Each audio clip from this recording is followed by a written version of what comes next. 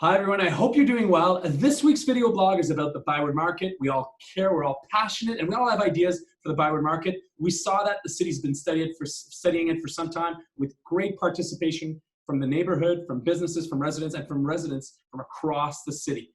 The study is now completed. It was to come in front of council this June, but as you know, there's an important financial component to this report, and the city is under intense pressure financially for now. So the report will come to council this fall. That said, it is now available. We want you to participate, provide final feedback prior to completion of the report. You have until June 26th to do so. It's exciting. It's an exciting time, and we're in a few minutes we'll be speaking to Jill Savage from the City of Ottawa to take a look at the progress and where we're at. But in the meantime, I want to give you an update. Earlier this week from the province of Ontario, we heard of phase 2 reopening that now enables a lot of the businesses in our area to reopen safely.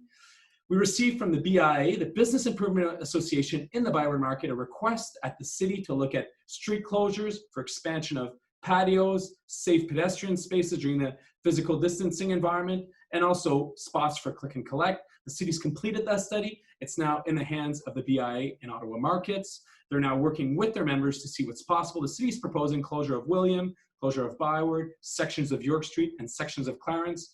We'll work in the coming days to see this plan to fruition. It's important for us to support businesses in these challenging times so that they can reopen and generate revenue to stay alive. Give you an example of this before we throw this to our conversation with Jill on the public realm. If a patio was to reopen today in the same footprint as it was last summer, the capacity would be less than 1/3. So it's important for us to look at expansion of patio to even match the capacity that was there in the past. So I'll leave you with that thought. Now we're meeting with Jill to talk about the public realm plan. That's the investment plan for the public spaces in the ByWard market. Okay, hi everyone. I hope you're doing well. Thank you, Jill, for joining us today. Everyone, I'd like to introduce you to Jill Savage, who's the manager and file lead for the ByWard market public realm. I've been excited to work with Jill and the entire team for now a number of years. Jill, how are you doing? I'm great, thanks. And thanks for inviting me to join you today. Well, thanks for taking the time. We have a massive update in terms of a thoughtful document that is now available in draft format. It's on my website. We'll be up on the city's website shortly. There's some technical glitches in terms of accessibility and translation that are being worked out. But in the time being, folks can go on my website, monsieurfleury.ca, to see the entire presentation that we're sharing with you today. We're highlighting a couple of key highlights of where we're at with the public realm plan and getting some of the first glimpse into what the consultants have proposed. Absolutely. So the project started in the summer of 2018 with extensive stakeholder consultation. And 2019, we were mid-project and we had some guiding themes and principles really emerging from what we heard from people. So we tried a few out in the season of 2019, summer of 2019, with the William pilot and the Clarence Street pilot. We had evaluated those two projects where we essentially closed down portions of the roadway to vehicles and cars to create more space for people. And we got a lot of very positive feedback based on the evaluations we've done.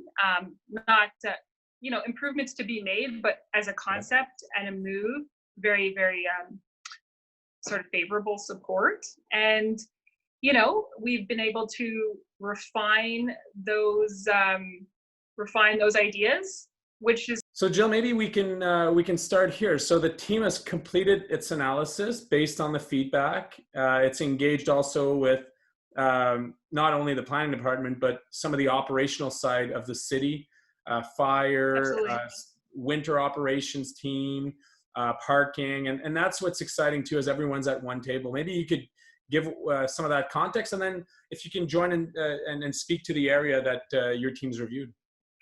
In the consultation, there is no one that we would not engage. There is no one whose input we did not seek out.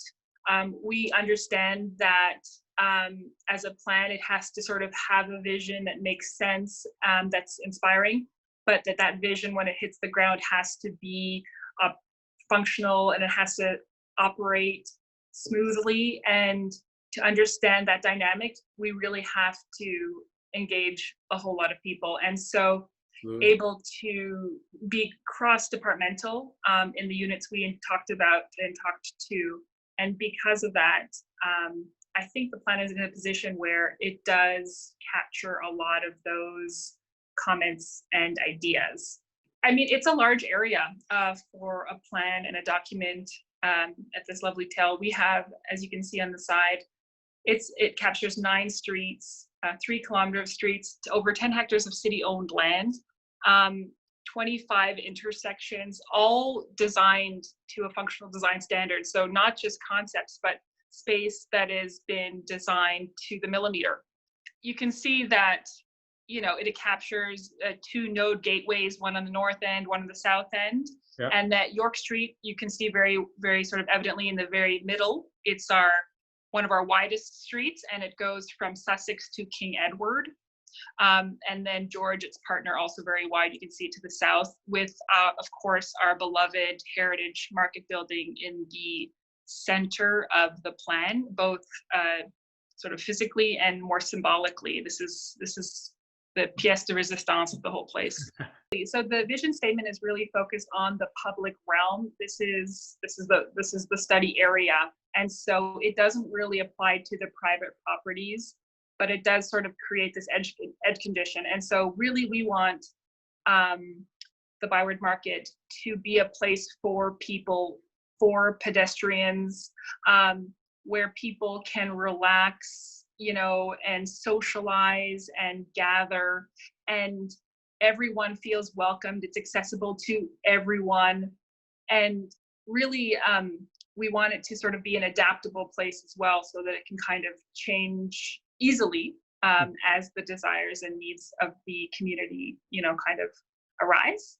Adapts with the seasons, but also with the businesses that come and go as well. I mean, and also, I mean, with the COVID-19 in the city of Ottawa, it could adapt with sort of disaster response in the future, you know, right. Being able to open and close roadways seamlessly and not have to worry about accessibility issues. This is kind of what this plan is trying to establish for the future ByWard Market. I mean, the plan touches on a lot of sort of dimensions of the ByWard Market. It talks a lot about the different roles and responsibilities for its revitalization in the future.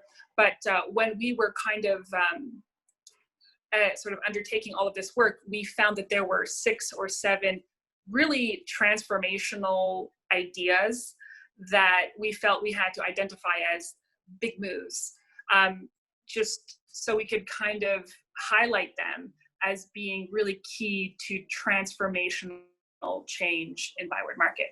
And so among the big moves are to create these very wide pedestrian promenades on York, George, and Clarence.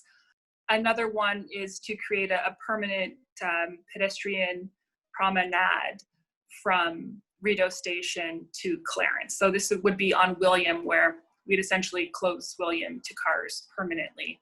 And it really creates a very strong pedestrian link and desire line from the LRT station. Another one of our big moves is with the closure of William to cars, we wanted to make ByWard Market Square a bi-directional street. And so that would mean, and also make sure that it could be a street that can be closed through at various seasons, right, should people want that. Yeah. Another big move would be, of course, the introduction of a new destination building where the city-owned parking garage is currently located on Clarence.